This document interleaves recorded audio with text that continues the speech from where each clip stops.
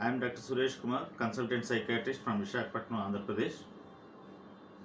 I would like to talk on today because it is a suicide prevention day that September 10th being observed every year. Suicide is a medical emergency. It is a global burden, it is a global health burden throughout the country because it is a second leading cause of death in the youth, particularly in between the 15 to 30 years of age group. So it impacts a lot on the society.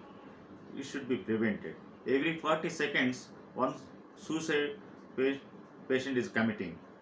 Nearly across the globe, 8 to 10 lakhs of the people every year died with suicide. So it is imagine the magnitude of the problem. We should we need to be the International Association of Suicide Prevention in collaboration with WHO. They started in 2003 suicide awareness camps.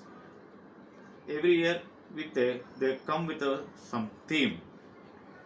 This theme is this year theme is usually working together to prevent suicide. This the theme to propagate among the lay people and public to create an awareness regarding suicide and prevention, the causes, and likely the management, so that by through print and electronic media or through pamphlets or public meetings or rallies or runs they conduct to bring awareness in the public so that we can reduce the suicides. The suicide usually there are genetic causes are basically genetic, a familial, environmental, long-standing physical illness, psychosocial issues, psychiatric comorbidities, very common, and environmental, economic factors also contribute to these factors. So, major illnesses, majority of the suicide patients vulnerable because of those who are alone, unemployed, widowed, divorced, they are with breakup in love or the death of a loved one or spouse, the physical abuse or neglect. These are the some contributing factors for the risk factor. But in addition to the some warning signs for contributing to that, those are usually the comorbid physical illnesses or psychiatric illnesses, particularly depression and schizophrenia, who are recovering from the illness, or schizophrenia with affecting with command hallucinations, or substance abuse, some personality disorders, past history of suicide, and the family history of suicide should be taken care of. But the warning signs mostly you should identify who is vulnerable to the case. They are usually can be identified with some issues. The some are warning signs can be identified by their gesture, their talk, their behavior. In which one is they talk about the death, or they write about the death, or poems, or the process of dying related to the death, and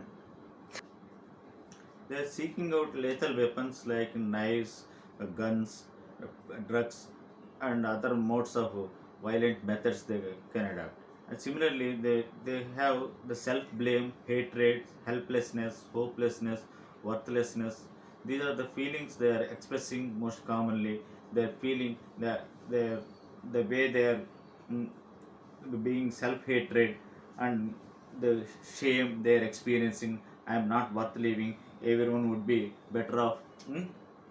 And the getting affairs in the order. That means the the he is most likely to be going to die. He knows, but he makes a will, and he all the prized possession or properties is distributed to the family members or his close friends, and the way in the which worthlessness and the guilt feeling is predominant in these people, and so that they cannot share with their emotions. Sometimes some people inadvertently they behave like the way that reckless driving, all substance abuse, excessive excessive substance abuse, the reckless driving, the sexual advances, because they anyhow they are going to die to want to enjoy and the finish end their life.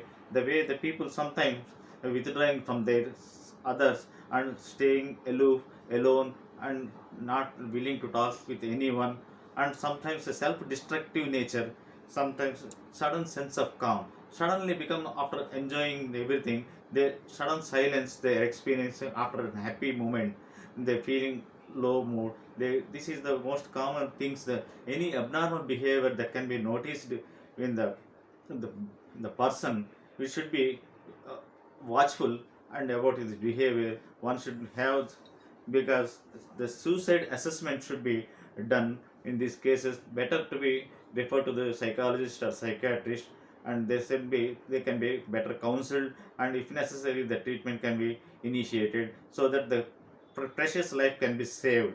In addition, there are 24 by 7 the helplines are available, and suicide prevention centers they make use of these services, and so various volunteer organizations working on this, so that the suicide prevention can be easily done. It is a preventable disorder. It can be cured easily. The timely intervention is needed. This is the need of the hour. What I would like to emphasize.